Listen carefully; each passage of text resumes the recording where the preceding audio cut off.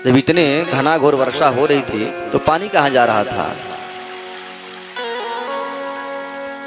तो इसका अलग अलग भाव है। संत महात्मा बताते हैं,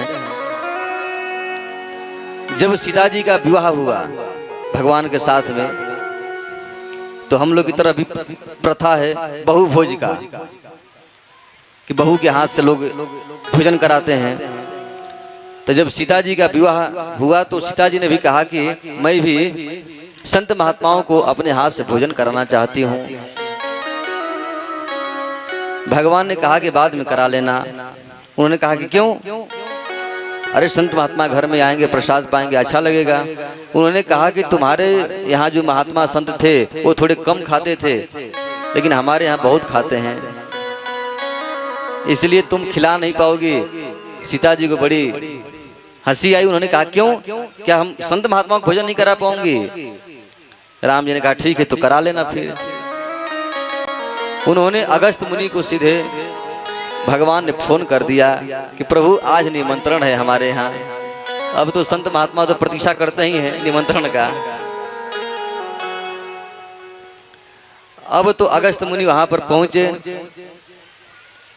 अगस्त मुनि के शरीर में लगभग 10,000 शिष्य रहते हैं अंदर में ही। अब जैसे ही वहां पर देखने को तो लगते हैं बहुत एकदम दुबले पतले, लेकिन काफी लोग उनके अंदर घूमते रहते हैं। अब जैसे ही भोजन प्रारंभ हुआ, सब कुछ दाल चावल सब्जी रोटी पूरी सलाद जो भी था सब कुछ रखा गया। अब रखते ही जैसे ही रखे, इतने में सीता जी रहकर दोबारा लेने के लिए गई, तब तक सब राधे राधे सब चटखर गए। आई बरे कहाँ गया? फिर उन्हें तुरंत लाई, फिर ले गई।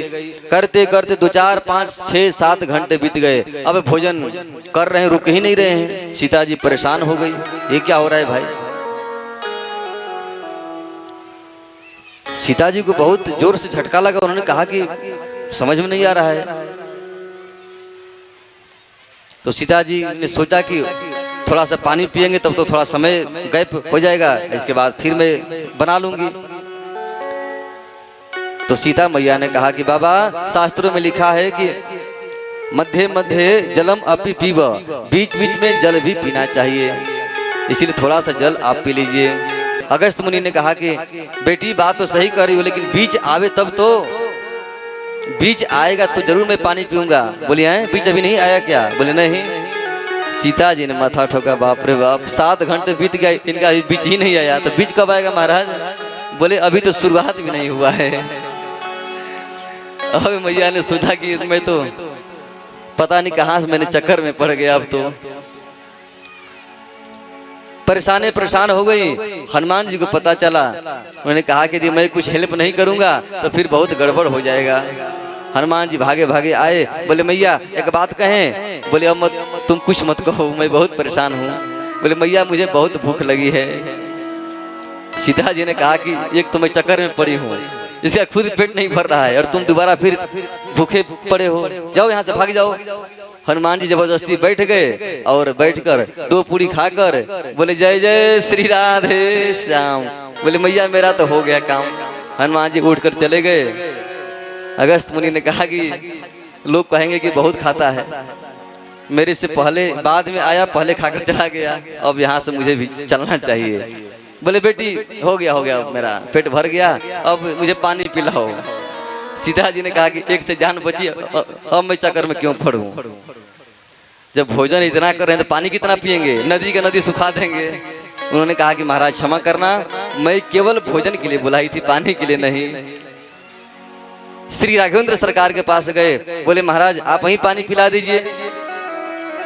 उन्होंने कहा कि आपको मैं पानी नहीं पिला पाऊंगा, क्योंकि जितने भी 10-20 नदी हैं सब आप सुखा देंगे तो फिर हमारी प्रजा कहाँ जाएगी, इसलिए आप भूखे ही चले जाइए, लेकिन हाँ समय आने पर मैं जरूर आपको बुलाऊंगा। आज जैसे ही भगवान त्रेता युग में जब श्री कृष्ण बनकर प्रकट हुए हैं, तो आज भगवान श्री कृष्ण ने कहा कि बाबा आ जाओ, अब जितना पानी पीना है पानी पी लो। देवराज इंद्र वर्षा कर रहे हैं, खूब वर्षा हो रही है, और ये अंजूरी लगाकर आराम से पानी पी रहे हैं। ऊपर से पानी आ रहा है, इधर पी रहे हैं, और सारा पानी समाप्त हो गया। बोले भक्त वत्सल भगवान की जय।